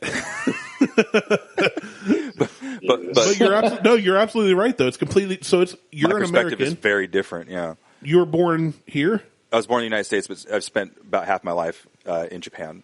Okay, but you were born here. But like you said, I was born here too. So you and I were both born here. Mm-hmm. But it is so much different for you than me. Now I got to do the spit in a tube thing or whatever, pluck an eyelash and send it off to get my DNA tested. Mm-hmm. But I know in my lineage I've met a full-blood Cherokee Indian, so I know I've got Native American blood in me. Mm-hmm. But if you look at me, in the summer I get tan. I get turn a little red, but I'm white. Like, if people look at me, I'm a white dude, right? They don't know my heart. They don't know my thoughts. I'm a white guy. And then I have friends like Mo, or like our buddy, my buddy JJ, who is 9 nationalities in the last 3 generations, literally, like full-blood Puerto Rican, full-blood Mexican, full-blood whatever. I have 2 buddies, both named DJ, both are mixed. One looks like a black guy, one looks like a super white accountant. Oh, he's an albino. Yeah, he's straight albino. Straight, pasty, he doesn't tan. But they're both mixed. And for all of us, for Mo, for DJ, for other DJ, and for me, we're all born here, but it's for very different experiences. And I think people get so tied up in, this is my experience, and if you don't agree, you're wrong. Where I'm going, look, I can name 4 or 5 friends that were all born in Ohio even if they're born in the same state, and they have very different stories. And people are so unwilling to just hear that side of the story. And I had one person. You're not teaching anybody anything. Like, right. if you're just telling them like it just has to be this way, it's again, it kind of goes back to like what I was saying earlier is like, if your kid, makes a mistake, and you're not going to try to like explain to them why it's like, like I said, there's a lot of things I just don't from being taught in school or just the way you grew up. Like, and I'm just a very just a kind of whatever guy. Like, I don't care if people, say shit to me and things don't really bother me. Like, I'm just really like cool, low and level headed. But that doesn't mean that maybe that thing's not offensive to somebody else, like we said. But like, if you don't tell me, like, I'm not going to know. I'm not going to fight you on it. But like, maybe I don't know that. So like, if somebody's acting out or they do something that, you don't like, or it does offend you, or if it is something offensive that they just don't realize, you just gonna be like, fuck you, like you're an asshole. And just like the cancel culture thing is like, all right, well, you don't get to live anymore. Like your life's over because I don't like what you do, instead of being like, well, listen, this is why this bothers me. So what can we do to meet, halfway or do something to change this so you understand next time, even if it still doesn't bother you, like, can you just understand my side of it? What, why it bothers me, why it hurts me or my family or whatever, instead of just being like, hey, you're done. Just go fuck yourself. Mm-hmm. And that's it. And moving on to somebody else and then that person too. All right. You too. Like, you're out of here. You don't exist anymore. Why not take the time to just talk and teach these people what they should know, shit that they didn't learn in school or things that maybe they were taught wrong. Like, when the whole Cleveland Indian things, come up and the Redskins, like, I'll admit, like, I'm not a racist person or anything like that. Like, and I'm not heartless, but like, to me, I was just like, oh, well, it was just a sports team. I just thought those were mascots. Like, yeah. you don't maybe think about the human connection in it, you know? So like, again, the normalization is not because you're racist. Exactly. It's always been. It's just the way it's always been. And it's never bothered you. And again, doesn't mean it's right, but it's always been like that. It's just there. Yeah. Well, and for me, it's a respect thing. Cause the one guy said, well, I don't know any all the black people I know, none of them get offended by this. And I went, how many do you know? And he literally admitted, he's like, yeah, I don't hang with a lot of black people. I said, maybe go find like an older black person somewhere and just ask them what they went through 50 years ago. Mm-hmm. Like try to educate yourself. But what you were saying to me too, it comes back to respect, a mutual respect. So if I'm having a conversation, I had people lash out at me and I kept very calm. And I had some people message me and say, hey, like you did good today. Cause I'm not one to like hold back my feelings. Like if my opinion's asked, I give it. I'm very straightforward. I'm very rough in how I say things sometimes. But I was trying to stay very even-keeled on this because I know it's a sensitive subject. And I went, okay, if you disagree, please explain why. Don't just tell me just because that doesn't help me. Like, I want to know how you feel. And in a couple of my posts, like I will say some things on here. I will say things off air. I may curse up a storm sometime, but I don't do it around my parents because mom doesn't like it. I don't do it around my grandma. Grandma doesn't like it. And people do this on my Facebook, and I've asked time and again. And dude did it the other day, last night, and I deleted his comment. I don't think he did it intentionally, but don't drop the F-bomb on my Facebook post where my grandma can see it because I respect her. So if you're typing to me or you're a friend of mine, I'm asking you to have respect for me and my wishes. Is that how I get you to unfriend me? No, I'll just delete stuff. I've still not unfriended anybody. Shit. I do not unfriend. If you want to be unfriended, just unfriend me. No, I can't do that. Oh. That goes against everything that I do. But these guys kept cussing. I'm like, guys, look, I've said it jokingly, but tone it down. Like, you can lash out at me, but if you want to cuss me out, call me or do it on private messenger, video chat. Like, language doesn't bother me, but several people that I go to church with, that I'm family members, it bothers them. And I'm just asking you to be respectful. And then another person jumped in and said, because I used the term harsh language. He said, what harsh language? And I said, look, I've asked both of you, and this wasn't dude, this is other people, to clarify, multiple times on several posts, and I've deleted some of your comments, like, just don't use it here. Get creative in your wording. Like, you don't have to say all these words. And he said, oh, I didn't know you were so sensitive. I didn't know that shit was harsh language and this and that. And I went, look, dude. I deleted it and I said, listen, now it's a matter of disrespect because you intentionally repeated what I just asked this guy not to do, and now you're attacking me. I said, so I'm going to very respectfully tell you I'm deleting your comment, and anything else you say that's just trying to egg this on, I'm going to delete. I'm not going to block you, but I'm not going to feed into this. I've respected you, and I expect the same in return. I said, your language don't bother me. You can say every word you want to me. Martelle's cussed me out on the air here. Oh, yeah. But my mom is very straightforwardly told my grandma, yeah, they're funny, don't listen to them. You know, because she knows grandma don't like foul language. And one episode, Martelle dropped the F-bomb like 150 times. So it's just a matter of respect. But just like with language, it goes back to the other thing. If I'm saying I'm not racist, but I also don't want to see Aunt Jemima removed, knowing that it affects a certain race, there's a little bit of racism in me. Like, if I'm not racist, I should be able to look at them and go, this offends you? It don't offend me? Get rid of it. Then none of us are offended. Like, it's not even about the snowflake. I hate hearing the term snowflake as far as I got called a snowflake because I don't want to see curse words on my Facebook page. Mm-hmm. I got called a snowflake because I forget there's something else. There's something Trump did, and I was like, you're a snowflake. I'm like, no, I post Biden memes just as much as I post Trump memes. I posted Obama memes left and right. Like, I hate them all, be honest with you. I don't like politicians. I got called a snowflake because I asked people not to refer to it as China virus because, you know. Yes, that comment of yours. Because I'm sitting there. No, because I saw it coming. You know, just even though I don't really look Asian, the people that know me, you know I'm very proud of both sides of my heritage. And you should be. And I saw it coming to where, and I have friends that have told me that, you know, they've been looked at, you know, been cussed at or whatever because they don't. They're obviously not American, and they're Asian of some sort, and being poked at and told that they're the reason why this is about. You know, this is my friends that are here that live in Los Angeles had nothing to do with this, and that was my whole gist of making. And that post. Opened my eyes because I was sitting there going, "Man, I might have said that not knowing." We said it on. I mean, we do everything. It's all satire for the most part here, and I know we called it the Kung Flu. We call it. I laughed. I mean, we called it every name that we could think of. Just all in tongue-in-cheek satire, you know. But the thing about that post, now you guys didn't offend me. I was trying to prove a point. Right. Yeah. And my point was that everybody needs to be respectful of everybody, because the next day I had a follow-up post being like, look, of all the people that responded, and I started rattling off all this stuff. I have 2 of you have gone through drug and alcohol rehab. 9 of you are gay. 11 of you have mixed kids. 3 of you I went to high school with, and I started laying out who all these people were. And I was like, people that know my birth origin, maybe 5, not including my family. And I was just trying to prove a point that you don't know me, right? And you don't know who you're talking to, collectively, with all the people that were chiming in, because there was some fighting going back and forth. I was like, but the one thing we got to do is respect each other, And I think it's not even about agreeing; it's about just respect. Yeah, and one guy that I don't even know how I friended him or whatever, he messaged me. He's like, "Look, things are getting a little out of control. I think I'm gonna just unfriend you." I'm like, "Okay." Thank you for sharing, but I didn't even know who the guy was, and I mean, he felt compelled to share that with me. But the point wasn't of that post wasn't that I wasn't telling anybody what to do. I was just saying, please don't bring this into my feed. Yeah, you were just making a point of, but again, with the whole intention of and now the rest of the story, and making everybody reflect on what happened yesterday. And I actually did notice that some people went back and deleted their comments from the day prior.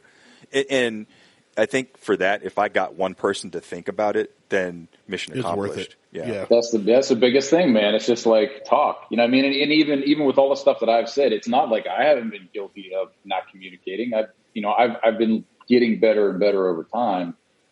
But it's just if one person just kind of sees things because you took, I mean, even as weird as it might have been, even for that guy to just say hey man, I'm gonna unfriend you. At least he communicated with you and maybe kind of explained a little bit, weird or not, but that's just, it's such a problem.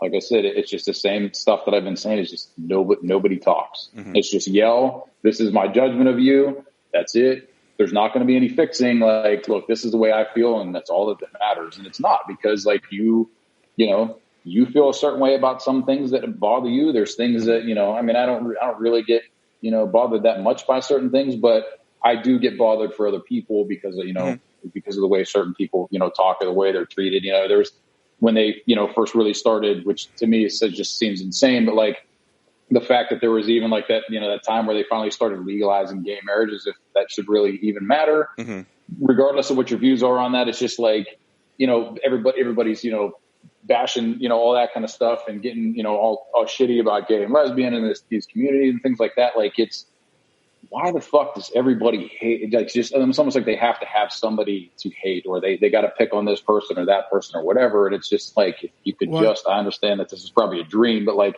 you could just fucking maybe try to work together a little bit and talk. I think the reality is it makes people feel better about their own insecurities if they can put somebody else below them. My buddy and I worked together. This is back 2003, 4-ish. We lived together, worked together. We would have the most fun at a warehouse picking orders. Dumb, stupid, monotonous job, right? And there's, 50 people on the team. We're all walking aisles, all pulling orders. But him and I would clown. They'd have the radio playing. We'd be singing off key at the top of our lungs. We'd be tossing stuff around. But our quota at that time was 400 units pulled per hour. And we're going around, and so many people had turned us in for clowning and goofing off that we got pulled into the office. Yeah. And I went in and I said, Bob, he was our manager, I said, pull up last month's report and the month before that, and as many as you want. We were supposed to pull 400 an hour, and we were both averaging over 600. I said, they're mad because we're having fun. I said, who reported us? I said, I know this person. The fun police, that's who reported you. Yeah. Well, I told him, I said, I know this lady reported me because she told me she did. Pull hers up, and she was at $350 an hour. And I'm like, look, Bob, you have these guys complaining because they have their own problems, and they don't like seeing other people happy. They don't like seeing other. So with the gay marriage thing, am I gay? No. Do I hate gay people? No. I don't care. Don't come in my house in my living room. Your shirt says I hate people. I hate people. Period. I don't like any of you. I don't even want to be here. But go home. It's but for me, it's don't, if you want to be Muslim, Buddhist, atheist, Christian, gay, straight, Martelle. If you want to be, screw you. Anybody else but Martelle, that's fine. Just don't come in my house and start putting up statues and flags and all that, because I may not like it. You want to do it in your house, do it, and I'll come visit you and we can dine together. But you know that's part of the respect. I respect you. All I ask is that you respect me.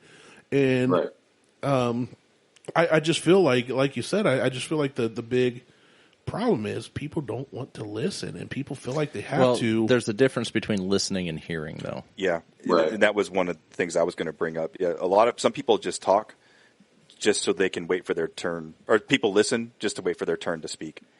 And while that communication is supposed to be occurring, like they're too busy formulating what it is they're going to say as their retort, and not necessarily hear the entire piece of the conversation that's being communicated to them. So if someone's like truly invested in trying to educate someone, you know, when I say educate, I mean that in a true sense, not like you're going to learn something, you know, and being forceful about it, because there is that as well. But I think just collectively, like with, you know, whether it's everything that's going on right now, and especially, you know, I can only speak for myself, but I think as a minority, what my wish is for people just to have some empathy. Like, I don't want you to feel sorry for me, but I want you to understand. Exactly. And that's what I've been trying to do and tell the other folks that are upset about statues and pancake mix. Mm-hmm. Why are you not trying to learn from somebody that if you say it doesn't affect you, like me, I don't care if it's called Aunt Jemima or if it's called poopy pancake mix. I don't care. Mm-hmm. But if it does bother somebody else, I go, okay, why? Like that doesn't make sense to me. So let me learn from you, and then I start gaining that understanding. Right. Mm-hmm. And and then for me, like during a lot of this, like people have reached out to me and like, hey, can I talk to you? So now I have a platform. I have an opportunity to share my opinion about why Mo feels a certain way about a thing, like why a box of pancake mix might be offensive, or why a sports team's logo might be offensive, or, you know, just insert any of the above. But I can only give my opinion, you know, and that's all I can speak for intelligently, because I'm not everybody. No, I agree with you. And coming from somebody of a predominantly Native American background, it's funny for me because Chief Wahoo, the Washington Redskins, I've normalized. That's just the way I'm a Cowboys fan, so I always watch them play the Redskins growing up, and it just is what it is. Now, should I be outraged? I don't know. But I don't feel the same way that maybe people that are still 100% Native Americans who are still living on reservations might feel. So I'm open to going, yeah, maybe we should probably look into changing this. Like, you know, it doesn't bother me, but that doesn't mean it doesn't bother them. Yeah. And it's all a matter of perspective, right? Like, a buddy Josh of mine 2 days ago posted, he's at Siesta Keys right now. So I know Martelle's jealous instantly. And he posted, he was on the beach and he took a picture. And in the picture, you can tell everybody's social distancing. It was packed, but everybody looks like 10 to 15 feet apart. There's blankets here. There's an umbrella here. And then he literally walked. He was in the water, and he walked 200 feet inland and took another picture from a different angle, and it looks packed. It looks like people are stacked on each other. Mm-hmm. And he made this post about, guys, look, here's what we need to do. We need to look at things. The media tells us this is packed. Here's the reality. The media tells us they hate this, here's the reality, or these people are doing this, here's the reality. You know, and he was basically breaking down, here's two pictures from the same place that I took, and it shows two very different perspectives, and I could use either one to say what I want. And he was just basically saying, look at somebody else's viewpoint, try to figure out the whole story. It's just basically saying, don't be so quick to jump into, well, it offends me or doesn't offend me, and lash out. And I'm not lying, guys. He had no less than 5 people call it fake news, say those pictures were fake, they were from 2 different beaches at 2 different times, because people didn't read the full description. Mm-hmm. And they literally got into arguments with them. And I just finally commented, I was like, people are really on here arguing with the guy that took the pictures that these pictures are fake. I said, this is 2020 in a nutshell. Like, he literally is like, we're on vacation. This is me and my family. Mm-hmm. I took this picture. As long as it took me to walk 200 feet, I took this picture. And people were arguing with him. Mm-hmm. And some went, okay, I thought you got the pic, because he cropped them down so they fit, you know, Instagram square style crop. Yeah. Mm-hmm. And people were like, well, I see a yellow umbrella there. Where's the yellow umbrella there?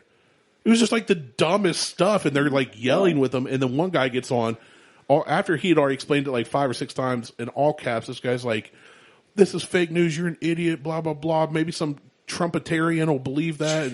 Apparently he's a liberal. He went off about Trump voter supporters believe in it and this and that, and then he never, and Josh is like, dude, I took the pictures. He's like, yeah, right, you're fake news on this. I'm like, what is your problem, dude? Like, the guy's literally, his feed has been, I'm here, I'm in Siesta Keys, I'm taking the, you know, here's our vacation.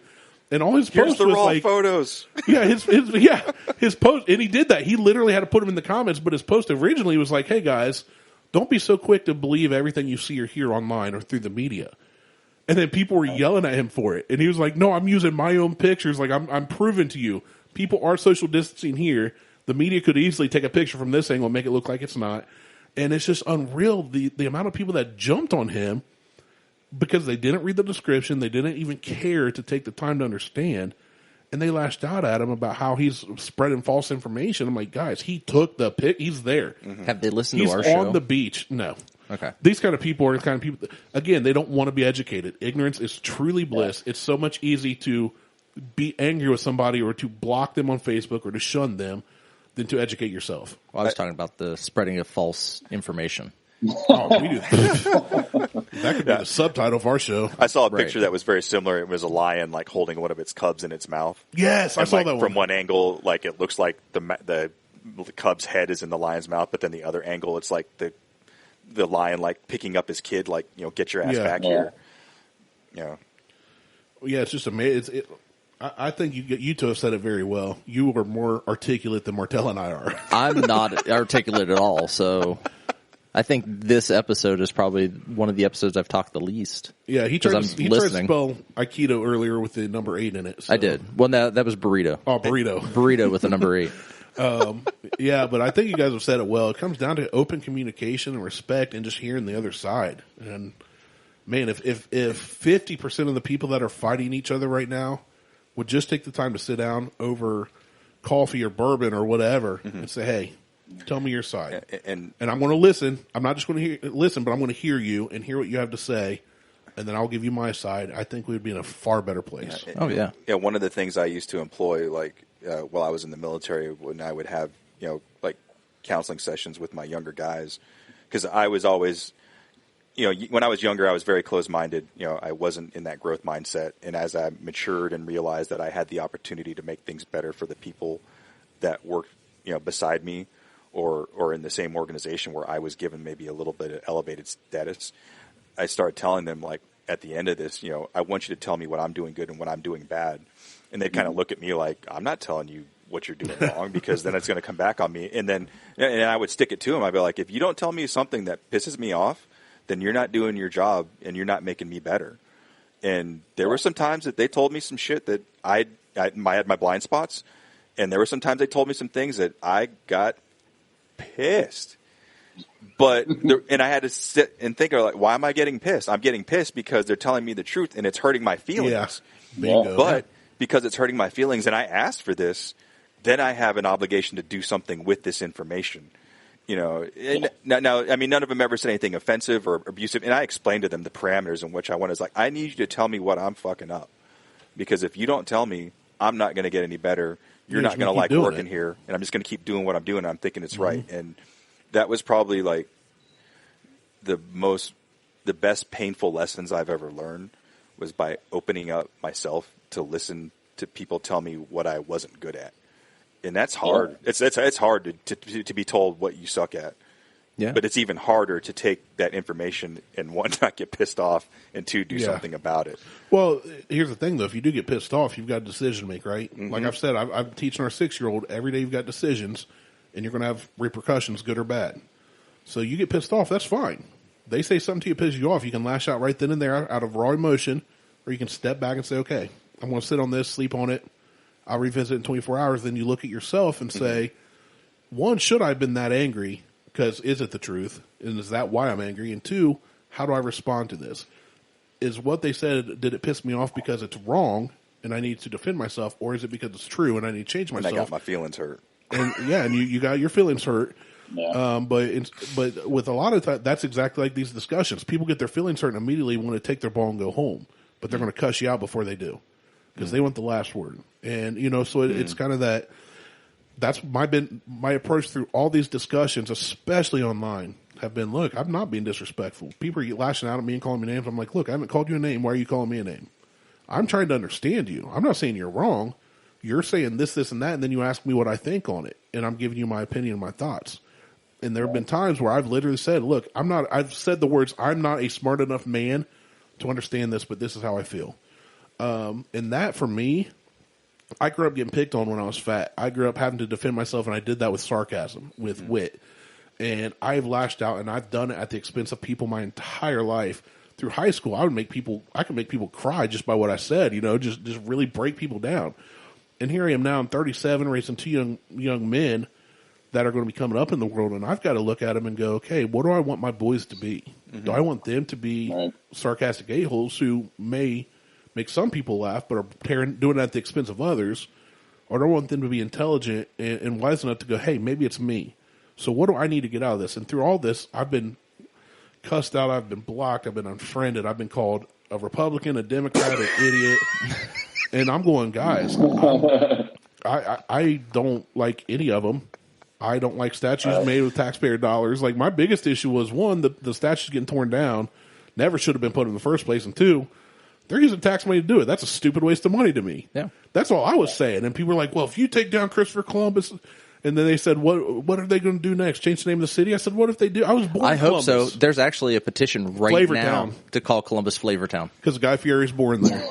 And I shared it. I told people when we talked about it last time. That's America AF right there. Yeah. Oh, dude. I said that's funny, but it's so dumb, and I said nothing about it. And then after people got upset about the Columbus statues, I shared a link for the petition. Yeah. Go sign it. I didn't. But I was like, if they changed it to Flavortown, USA, again, how would my life change? It'd become funnier. Yeah. That would be hilarious. I live outside Flavortown. Yeah, like I just so for me, I'm sitting there going, maybe they should change it. It's funny, but again, I've got to look at myself and go, what's my role in this conversation, in this? Do I need to go protest? Do I need to go riot? No, I don't believe rioting's an answer here. My problem with rioting is they're not rioting against the government.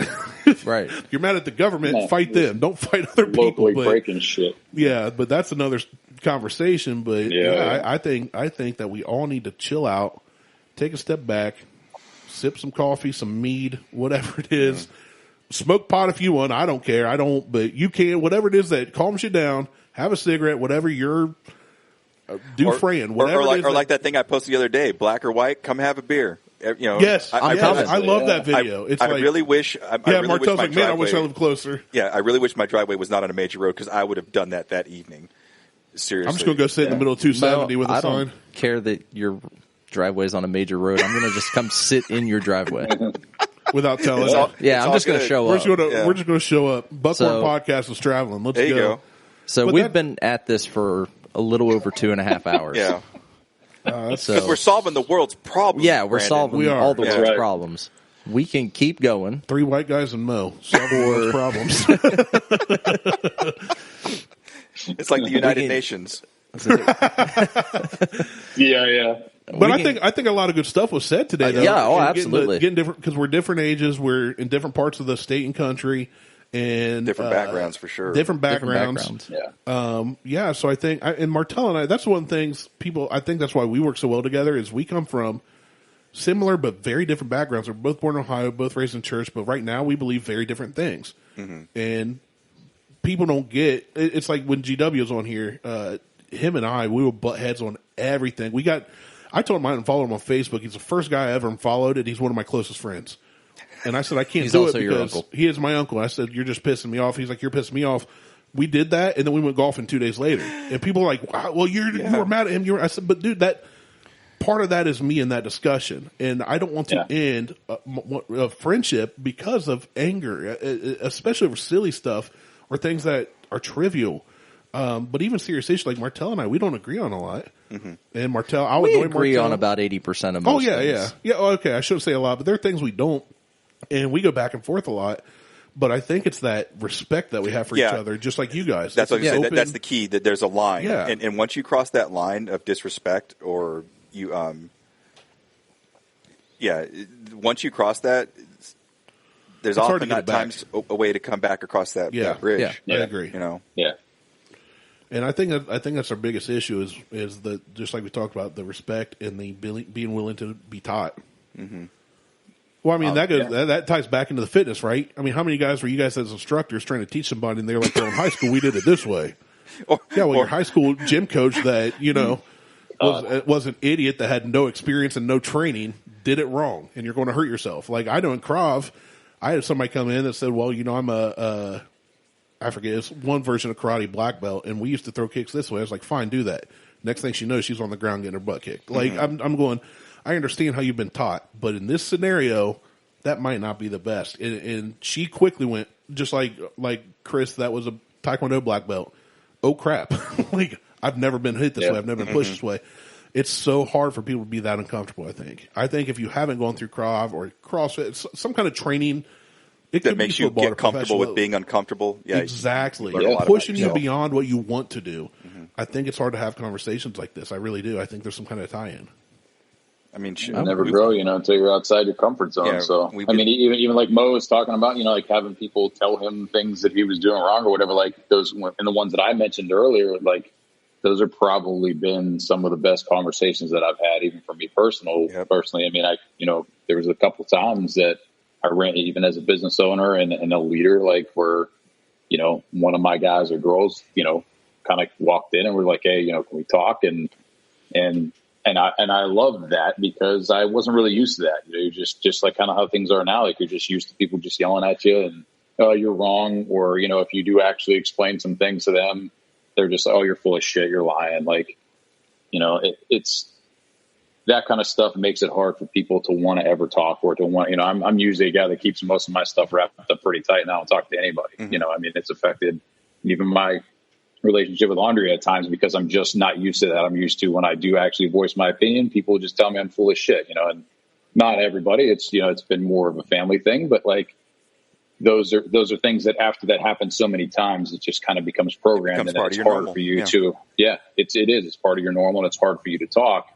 And so there's things like that I have to try to work through and I'm always trying to do that. But if people just allowed things like that to happen more as far as letting themselves be open to somebody saying, listen, like, you kind of hurt my feelings with this and that. And then just understanding somebody else's point of view or something like, and being able to talk about it like constructively instead of just bitching at each other or making somebody afraid to speak. Like it's, it's all the same. It just comes back to everything we keep coming up with is just that it's just talking and communication and things like that. And that's why, like, my only, like, I'm 100%, on board with all the stuff we were talking about, the Answer Mama things and all those things and stuff that, like, I just was, stuff was normal to me. It reminded me of childhood stuff where it could be a totally other side of the coin for somebody else. My only fears with some of those things are that because people don't talk about it, they're just outraged, they riot, they protest, they do all these other things. Instead of having these good conversations, even all the way to the political level or whatever it is, since nobody's really talking, my only fears with some of those things are, although those definitely need to be changed, is that there's also things that are likely very insignificant that people are just like looking to get rid of, even if it is something that's actually stupid that doesn't really offend anybody. It's just like they want it there. I get scared that there's certain things that if it keeps happening a particular way, like it's just going to take more and more freedoms away or more certain things. And, so it's obviously it's kind of a lot of this stuff is a very rocky situation because some people can look at it as like, all right, well, cool. If we get rid of this, then now that's a slippery slope. If we do this and that, instead of focusing on the things of your actions. Well, I see. Yeah. But I agree. We need to draw a line, but I'm not drawing the line at pancake mix. My thing is, I'm with you. I am not willing to give my freedoms. And if losing Aunt Jemima on a cardboard box in a store leads to trying to lose any of my First Amendment, Second Amendment, any of my rights, I'll have an issue. But until that point, who gives a crap about the box? But be respectful of the people that it does offend. But like it's at the same time, just be careful because like, I'm not a conspiracy guy or anything like that, but I do get afraid that now because everything is so hot button and, that people, and there is bullshit in the news. Like I can't even stand watching the news. There's nothing positive about it. So I just don't. And I haven't watched the news. I admittedly don't pay attention to a lot of certain things just because it's just so miserable all the time. But like, I just always get concerned that now that people have so much access to putting things out as well as absorbing certain information that like it could negatively affect everyone because then the government can just say this, they can do this, whatever. And then, it's that whole they're already kind of doing that shit now. The baby in the bathwater thing. They're doing things now with, how much, just overnight they can be like, hey, you guys ain't allowed out of your house after 8:00. Like just they can do these things already. So like, I just get worried that with nobody actually talking about things and coming together versus everybody just fighting each other, it makes you more and more and more vulnerable. I do agree because, with that. So those are, they try to divide us. Yeah. My wish is just that people would just be a little more cool headed about it. And like, all right, cool. Like this definitely needs to be fixed, but can we like fix it together? Do we have to be on opposite sides or do we have to yell at each other? Like, right. Can we just figure it out? You know what I mean? So that way, well, instead of you don't have some dude like waiting in the shadows there for once you guys are totally divided and beaten down, and you're just gonna, bam. All right, well now we're going to take all you guys out now. So thanks for doing all the heavy work. Now that we softened you up, right. Yeah, I think, and that's a symbol's change in our culture and even our language, right? So instead of saying that doesn't offend me, say why does it offend you, and then you that opens conversation. And one of the things I taught years ago in my youth class, when bad crap happens, everybody wants to, especially grown up traditionally Christian, everybody wants to praise God for the good stuff in their life, but then when bad stuff happens, they're like, well, it's all part of God's plan. Well, not like calm down. That when I've lost 2 daughters, it's hard for me to say, Lord, thank you for this beautiful house we got at a great price for rent. But why did my 2 daughters die? So I started teaching people, and it's something that hit me hard. It was in those bad times, and I'm applying this to this. I'll tie it in. Instead of getting mad at God and saying, God, what? Say, God, why? Like, what am I? Why? Yeah. Or not why. Instead of saying, God, why is this happening? We say, what? What am I supposed to learn through this? If we looked at each situation like this, say, well, why are you offended? Or why, what am I supposed to learn from this? Why are you offended? Right. Well, it's not, I'm not offended, so screw you. It's why are you offended? Help me understand. And that's all I've been trying to do. But I think right now in this climate, being intelligent enough to, when you ask that question, to pose it in a manner which is from a place of learning.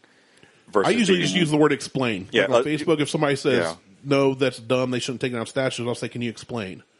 Yeah. Because you're right. Because if you say, well, why do you feel that way? You come across very snarky. So exactly. You're right.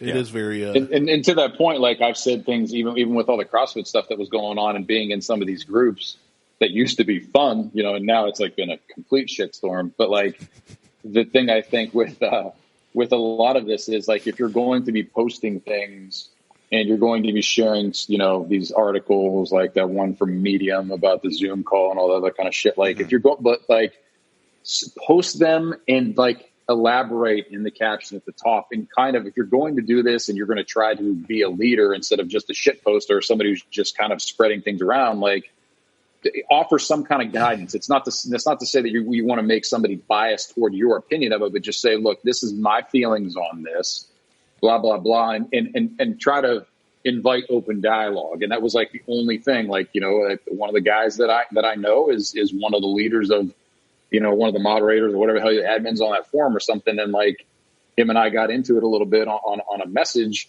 And I just was like, dude, listen, I'm not saying you have to see my side of it all the way through, or you got to think the way, but like you're one of the fucking leaders in here. Mm-hmm. So I just want you to be a leader. I said, I feel like you're just going, oh, hey, cool, check this video out, or check this article out. And you just leave all these people who are so already fucking boiled over to just kind of unpack it all and then just start throwing all these fucking comments out. And if I feel like it stokes the fire instead of actually coming to some kind of, some kind of progress. Resolution. I'm just like, I'm not saying that you're a piece of shit. I'm saying that I just want you to lead better. I'm not 100% sure how to explain this, but like, because he finally, after things cooled down, he's like, well, just let me ask you an honest question. Like, what do you think I should be doing, or what direction you should be going? Mm-hmm. And so I'm not necessarily trying to push you in a particular direction, but I know you're a good dude. I understand why you're upset, just like the rest of us. Mm-hmm. I said, because we're all hurting for, like kind of common cause here. I said, but I just want you to try to be just want you to be more of a leader about it. Like, that's all. Like, just kind of bring people together instead of being like, oh, look, here's another thing that came out. And it creates more division. Yeah. Like, it's just talk more, man. Like, not be so biased, but like just talk and make people feel comfortable saying things and not allowing somebody to get on and tell me, which they literally did, oh, you're just a fucking racist and you need to look up white privilege and gaslighting. And I'm like, number one, dude, like, I'm not racist. I didn't say I'm not racist just to try to, avoid the fact that I am. And I said, I understand white privilege. Mm-hmm. I said, and I'm not saying that that's cool at all. It's not. I understand that, like, we have that, but like, and I said, two people sent me like fucking Wikipedia links on gaslighting. I'm like, number one, fuck you, because like I'm literally personally have been gaslighted for a lot of my life, asshole. Like, I'm not standing up for glass and I'm not standing up for these things. Like, I just want to have a conversation. Like, that's it. There's a black man above me that literally like kind of reiterated what I was trying to, like, the other way to look at the thing, the Glassman comment about not mourning George Floyd. Like, he said, it's probably because of this. Generally, you mourn somebody you know personally, blah, blah, blah. And like, just was explaining another way to look at it. Like, that's all that I was asking for.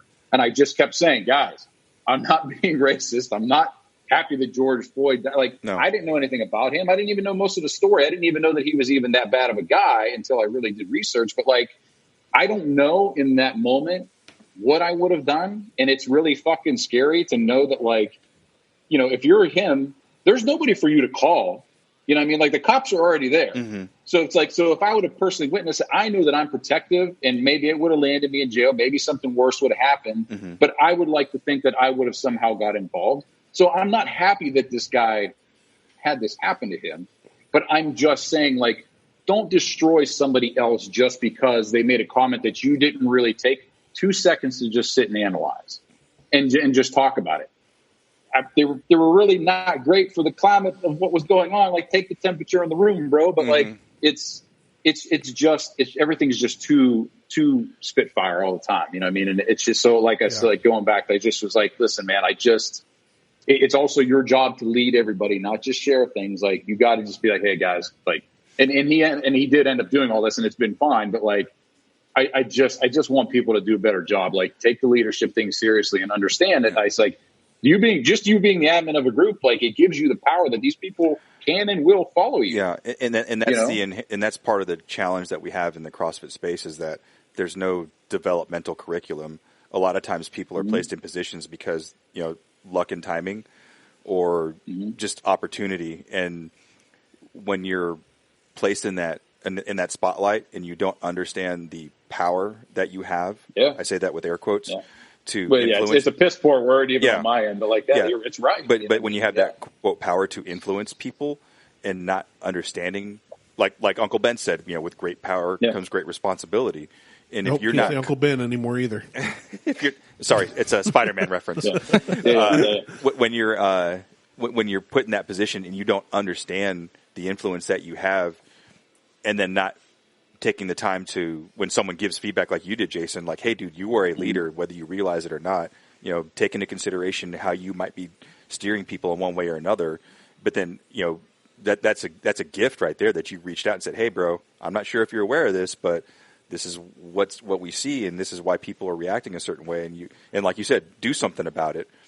And it sounds like it was an intelligent conversation, because he came back to you and like, okay, well, help me, you know, and that's, And that's where that growth mindset comes in, and we get out of this situation because we listen to each other and we hear each other and we talk to each other. Yeah. I mean, it ended up being good. You know what I mean? And a lot of it, I kind of backed away from some of that group anyhow, but like, he had originally reached out. He actually reached out to me because, like, the guy was, the one dude was making comments and they were kind of fiery. And then he was kind of already on the edge because obviously he's managing that whole forum. And he made like a comment about, like, the day before, he made a comment about, you know, like, somebody else made a comment of Greg dying on a weird hill. And then he said the same thing to me. And then he was saying something about like standards or whatever. And it was like, and I'm really not insulted, but I was like, dude, it has nothing to do with me not having standards or something. Like, he fired at me on a private message, which I was glad that it didn't continue in public, but like, you know, it just, and then I was like, all right, let's just like figure this out. You know what I mean? It's not, I don't want to be fighting with somebody. You're not the person that caused this thing. Like, I just know you're a good dude, and I just want you to be a better leader. Like, that's it. I'm, you know, there's some things I stand behind him on, you know, but it's just, you know, they're just the people that are going to voice things. I just wish they would be better leaders overall, instead of just some of these assholes that are just crazy and they're just looking to burn everything. They just want to watch the world burn. And those are the people that are the most vocal. And it's because I feel like a lot of the people with cooler heads are worried about the repercussions of actually speaking their mind, because they know that it's not like us where we can just kind of sit and chill and talk about stuff. And at the end of it, if I'm the one who's wrong and now I agree with you guys, like, that's awesome. Mm-hmm. But like a lot of people they aren't that way. They're like, well, no, I'm fucking right. Like, what the hell are you talking about? You know, it's like, you can't be that way. And you can, and you can be a leader that way. Yeah. Well, yeah. But it's not productive and constructive. Right. Yeah. Right. All right. I think we're going to. Shitstorm. It is definitely a shitstorm. Yeah. We'll definitely have to do a follow up. Yeah, this is follow up to a 3-hour podcast. This is going to be super long. Yeah, I was thinking 2 tops. You're a Joe Rogan status now. Yeah, I mean that's fine. We're at Lord of the Rings level right now. Yeah, it's a freeform show. So, like I said, we don't plan anything, and we just see how long it goes. Yeah. So what we're saying is everybody go out and get a taco and a margarita. Yeah. Maybe for dinner get some fried chicken. Maybe go get some curry today, some rice. You know, curry rice sounds really good too. Any other racially charged meals? Go try them today. Show you're not a racist through food. Spread around a little bit. Yeah. So I appreciate you guys coming on. Yeah, for sure. Yeah, I really appreciate I like your guys' perspective, because again, that's 2 more folks that I have not heard from their thoughts, and I actually learned today. So I appreciate it. That's awesome. I loved having both you guys on. We will definitely have to do this again, Jason. Whenever you get your stuff going, let me know. Yeah. You know, whatever I can do to help you out to get it. What do they got going on? Maybe we should give them a quick moment to say, like, Jason, what do you got going on? Anything? Nothing yet. All right, so don't look up Jason. Yeah. He's a bum. I don't have enough going on yet. I was trying to get some other projects out of my hair so I could actually sit and I don't really like to do shit half-assed. So I wanted to make sure everything was right. I told Mo like a week ago I was going to call him. Haven't done it yet. So it's I told Mo 3 months ago. It was great for me to be able to even just get on here. You know what I mean? So that was a good step in the right direction. But I do want to do something. I don't know. I don't necessarily have any specifics to it yet. I just kind of wanted to. Either of these 2 jokers. Yeah, look at them. Started. No, that's great. I mean, that's to me it was. I was looking for an opportunity to be able to kind of chat about stuff and just have conversations, because most of the time I just. It's always by myself, or it's just me and Andrea. Like we don't have a whole lot of, we kind of live away from where we normally were. And, I'm not out in front of, 150, 200 people now, like I usually was day to day. And so I don't know. I feel like there's a ton of ways that I can learn a lot of things from other people and get a little bit more educated on stuff. And maybe there's things that I feel that might make sense to people. I'm just kind of, I have some old school views, not that aren't, it's not like they're bad old school. It's just racist. It's 100% racist. I really want to get them out there. Whenever you hear the term stuck in their ways, it's usually not good. Yeah. So I just want to, I just think it would be kind of cool to be able to sort of talk level-headed and just and sort of learn versus like everybody just kind of always bitching at each other, So whether it does anything or not, I don't know, but it doesn't matter. I tried it. I've been talking about it for years, and I just never did it, and I just kind of felt like nobody wants to fucking hear what I have to say. So no one wants to hear what we have to say, but we're putting it out there anyway. Nobody wants to hear what we have to say unless it's something really dumb or one of us is in pain. Right. So it seems like anytime one of us gets hurt, those are strong data points for sure. Yeah. Like I finally saw the comment about when you use the massager jackhammer thing on my shoulder. It's down there to your left. Chuck it out that window. Somebody replied like, "You should do that every episode." I'm like, no. Oh yeah. Who's supposed to get tased in the taint? Me, Martelle is. Okay. Oh, yeah. And you're the one who wants to do it. I'm gonna start the GoFundMe. Yeah. Yes. Wait, I thought I got to do it. Mo said he was going to pay a lot of money to do it himself. Okay, well, if Mo pays a lot of money, I can watch, but do I still get my cut? I don't know. Yeah, I think that was part of it. I think Randy got his percentage of it. That's why I got 40%. That's how this all got started. Yeah. 40. That's what you said. Yep, it's recorded. I listened back. 60-40. They have to renegotiate this contract. I'll fund it. Mo, there we go. We've got 2 supporters. Mo, what do you got going on? Yeah, what do you got going on, Mo? Nothing, just Passionate DJ? Yeah, Passionate DJ podcast. It's a podcast dedicated to the art and science of mixing and playing music, and just doing my work with the USA Functional Fitness considering starting a podcast with them, just because there's a lot of athletes and a lot of amazing stories that I wish people knew more about. I mean, well, if you need help starting one, just let us know. For sure. For those that may not know, Mo is pretty much what got us going here. Mo's the reason we started our show. He has helped us. He is also a wealth of knowledge when it comes to podcasting and equipment and all that. But yes, very, very grateful to finally have you actually on an episode. Yes, as the only paying shareholder of the podcast. Literally the only paying shareholder. Yeah. Like I've asked, I'm like, just $1. Send us $1. Send us $1. I can't even get anybody to send $1. We need to start passing around an offering plate. We'll have to mail it from house to house. There we go. Chase said, I'm in for a pass the hat. Pass the hat. Pass the hat. There you go. But really appreciate having you guys on. Appreciate you sharing your perspectives on all things CrossFit and turmoil in our Krav stories. Yeah. Everything else going on in the world. So awesome. Yeah, for sure. All right, guys. So cool. All right. Well, we will talk to you guys later. Peace. Definitely. Peace out, guys. See ya.